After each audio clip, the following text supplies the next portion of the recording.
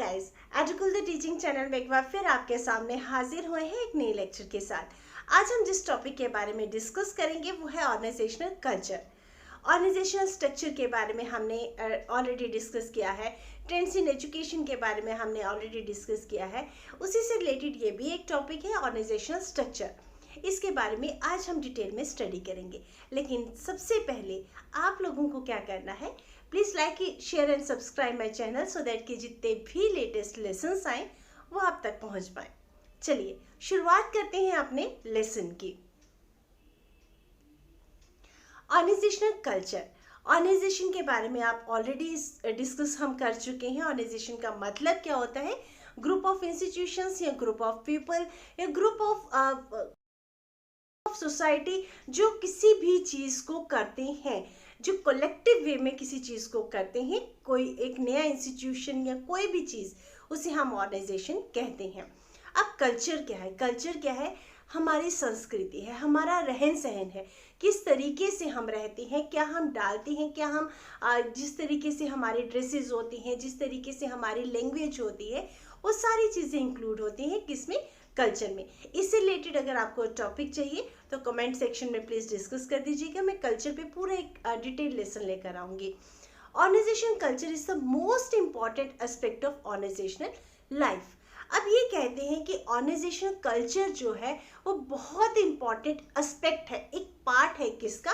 Organisation life का, and has important implication for organisational change and development and its effectiveness.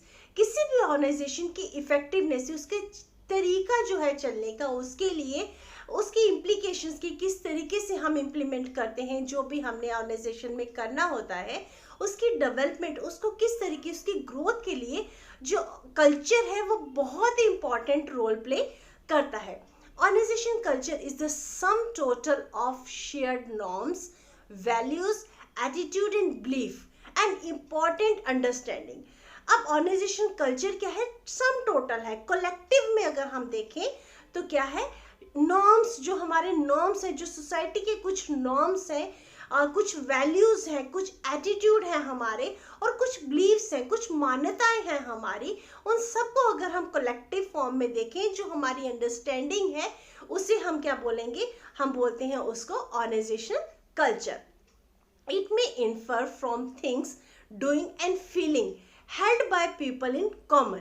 ये क्या है? किस तरीके से? ये है जो चीज़ें हम डे टू डे लाइफ में करते हैं, जो हमारी फीलिंग्स होती हैं, जो जनरली सभी लोगों के, जो हमारी सोसाइटी में जो हम रहते हैं, उन लोगों में जनरल जो फीलिंग्स होती हैं कॉमनली, उसे हम क्या बोलते हैं? ऑर्गेनाइजेशनल कल्चर बोलते हैं। इसमें हमारे नॉर्म्स आते हैं, हमारे बिलीव्स आते हैं, जो रिजिडिटी होती है, जो हमें चीज़ें अवॉइड करनी होती हैं, वो सारी कलेक्टिव फॉर्म में अगर हम देखें तो वो ऑर्गेनाइजेशन कल्चर में आते हैं। आगे बढ़ते हैं। A widely recognized positive culture is a source of organizational strength and effectiveness। A widely recognized positive culture, एक widely जो recognize है, जिसकी एक पहचान है, positive culture is a source of organisational strength. ये क्या है? सोर्स है किसके लिए? ऑर्गेनाइजेशनल स्ट्रेंथ की एक सोर्स है। उसकी इफेक्टिवनेस, वो किस तरीके से चलता है, उसके लिए भी क्या है? स्ट्रेंथ है। It guide the action of organisation member. अब वो क्या करता है? गाइड करता है किसकी? जो एक्शंस होते हैं, जो हमारी एक्टिविटीज होती हैं, किसमें? मेंबर्स की। Durable and efficient culture is an asset of an organisation. एक ड्यूरेबल है, जो बहुत देर तक चलने वाला कल्चर जो है, और एक एफिशिएंट, जो प्रॉपर एक कल्चर है, वो क्या है? एक एसेट है, एक जिसे बोलते हैं हम रीढ़ की हड्डी है किसी भी ऑर्गेनाइजेशन की। जब तक वो कल्चर नहीं होगा, जब तक वो ऑर्गेनाइजेशन में वो रीढ़ की हड्डी नहीं होगी ना, तो वो ऑर्गेनाइजेशन जो है वो ना प्रॉपरली खड़ी हो पाएगी और ना ही प्रॉपरली रन कर पाएगी। इसलिए ऑर्गेनाइजेशन कल्चर जो है वो बहुत इंपॉर्टेंट रोल प्ले करता है किसमें? किसी भी ऑर्गेनाइजेशन में। Culture emerges out of the actions of the organization member and relationship which they sustain over time। अब ये क्या है कि कल्चर इमर्ज कहाँ से होता है? जो एक्शंस होते हैं ऑर्गेनाइजेशन के मेंबर्स के, जो हमारे एक्शंस होते हैं। फॉर एग्जांपल कि हम कलेक्टिवली एक कोई ऑर्गेनाइजेशन चला रहे हैं, तो हम क्या करते हैं? अपने जो होते हैं, अपने जो नॉर्म्स होते हैं उसमें डालते हैं। तो वो जो नॉर्म्स होते हैं हमारे, जो हमारी एक्शंस होते हैं, वो क्या करते हैं, रिलेशनशिप सस्टेन करते हैं। अब देखिए फॉर एग्जांपल जैसे रमज़ान का महीना चल रहा है, तो हम जहाँ पे रहते हैं तो हमें ये पता है कि रमज़ान के महीने में क्या क्या चीज़ें होती हैं, ये हमने पढ़ा है। किस तरीके से विश करना है, सहरी क्या होती है, इफ्तियार क्या होता है, ये सारी चीज़ें हमने स्टडी की हैं। तो हम क्या करते हैं, अपने ऑर्गेनाइजेशन में कुछ ना कुछ ऐसा ज़रूर ऐड ऑन करते हैं जिससे उन लोगों को अच्छा लगे। और इससे क्या होता है, कोई ज़्यादा कुछ नहीं हो जाता, उनको कोई बहुत बड़ा हम नहीं दे रहे हैं। हाँ, एक रिलेशनशिप जो है वो बहुत अच्छा मेंटेन होता है। उनको भी पता है, जैसे अभी नवरात्रे गए हैं तो उन्होंने भी हमारे लिए कुछ ना कुछ ऐसा, कोई ना कोई एक ऐसा चीज़ करते हैं। और इसके साथ ही हम लोग क्या करते हैं, रमज़ान के महीने में कुछ ऐसी चीज़ें ज़रूर करते हैं जो उन लोगों को अच्छे लगे। तो ये क्या है, एक रिलेशनशिप बनाने के लिए बहुत ज़रूरी होती है। Efforts to change the organisational culture must focus and it technology, Skinner shaping techniques, token economy techniques and conditioning technique में भी tried.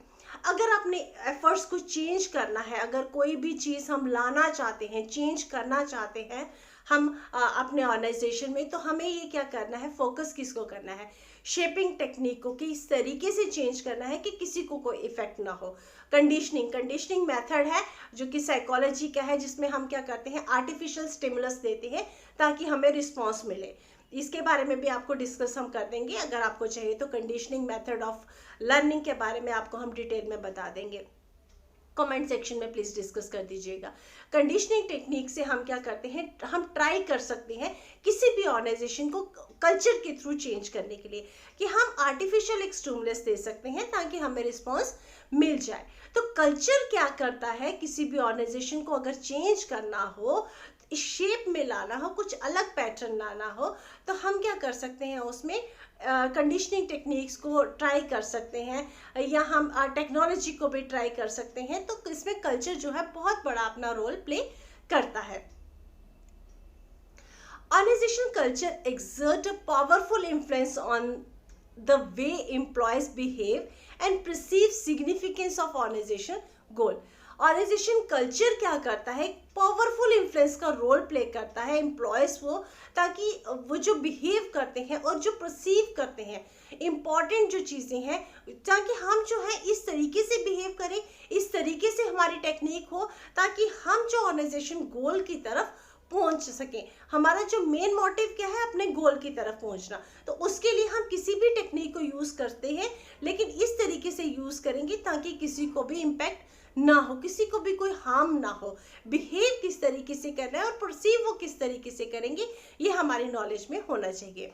There efforts to achieve goal are also affected by organisation culture. हाँ, जब हम किसी चीज़ को include करते हैं, तो जो एफर्ट्स हम लगाते हैं ना, कोई नई चीज़ अगर हम एड ऑन करते हैं, तो वो ऑटोमेटिकली क्या होता है, ऑर्गेनाइजेशन कल्चर को इम्पैक्ट करता है। It determines what behaviour is appropriate for the employees. और ऑर्गेनाइजेशन कल्चर ही क्या डिटरमाइन करता है कि कौन सा बिहेवियर जो है वो एम्प्लॉयज के लिए सुटेबल है, एप्रोप्रिएट है। क्योंकि जब तक उनके लिए वो चीज़ सुटेबल नहीं होगी, तो वो आगे काम इफेक्टिवली नहीं कर पाएंगे। इसलिए ज़रूरी है कि जो भी चीज़ आप करो, जो भी आप नई चीज़ें एड ऑन करो, तो उसमें जो एम्प्लॉयज़ का इंटरेस्ट है वो मैंडेटरी होना चाहिए, वो इफेक्टिव होना चाहिए, ताकि आप अच्छे से वो चीज़ें करो और लोग जो है खुशी खुशी अपने गोल तक पहुंच सके, वो खुशी खुशी अपने गोल को अचीव करने के लिए आगे बढ़ते हैं। इसमें when the strategy become easier, on the other hand it is impossible to implement successfully a strategy that contradicts the organization culture. अब कहते हैं कि when the strategy become easier, जब स्ट्रेटेजी ईजियर हो जाती है तब तो हमारे लिए काम ईजी होता है। लेकिन अगर दूसरे हाथ पे अगर हम देखें, तो कोई स्ट्रेटेजी ऐसी है जो कॉन्ट्रडिक्टरी है, जो कोई कॉन्फ्लिक्ट क्रिएट करती है, तो ऑर्गेनाइजेशन कल्चर के लिए वो थोड़ा सा प्रॉब्लमेटिक हो जाता है। थोड़ा नहीं होता, बहुत ज़्यादा हो जाता है।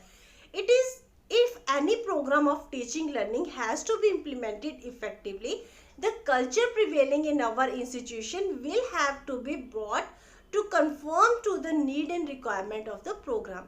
अगर टीचिंग लर्निंग की बात करें, हम अगर प्रोग्राम में कोई नई चीज़ें इफेक्टिवली हमने इम्प्लीमेंट करनी है तो हमें ये ध्यान रखना है कि नीड क्या है, रिक्वायरमेंट कितनी है प्रोग्राम की।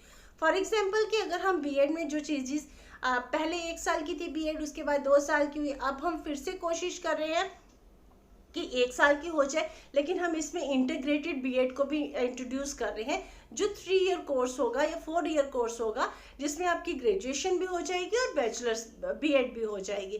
तो उसके लिए हम वो टेक्निक यूज़ करेंगे जो किसी को हार्म ना करे, जो किसी भी कोई भी गलत उसका इन्फ्लुएंस ना पड़े। इसी तरीके से हम कोई भी ऐसी चीज़ जो इंट्रोड्यूस करते हैं ऑर्गेनाइजेशन में, वो क्या करते हैं, नीड एंड रिक्वायरमेंट के अकॉर्डिंग ही यूज़ करते हैं। ऐसे अदरवाइज कोई भी अननेसेसरी चीज़ हम इंट्रोड्यूस नहीं करते हैं। ये ज़्यादा लेंथी टॉपिक नहीं था, बहुत ही शॉर्ट टॉपिक था, क्योंकि कल्चर जो है नो डाउट बहुत इंपॉर्टेंट रोल प्ले करता है, लेकिन थोड़ा इम्पॉर्टेंट होता है क्योंकि कल्चर जो है मैक्सिमम जो है इनफॉर्मल वे है, जो फॉर्मल मेथड ऑफ टीचिंग में नहीं आता है इतना। इसलिए इतना ही है ये टॉपिक। इससे रिलेटेड कोई भी प्रॉब्लम है तो प्लीज़ कमेंट सेक्शन में मुझे कमेंट करके बता दीजिएगा। यहाँ पे ख़त्म होता है हमारा ये लेसन। नेक्स्ट लेसन में आपसे मिलेंगे, लेकिन जाने से पहले please like share and subscribe my channel so that कि जितने भी लेटेस्ट लेसन्स आए वो आप तक पहुँच पाए। चलिए, stay blessed, stay happy. Bye-bye.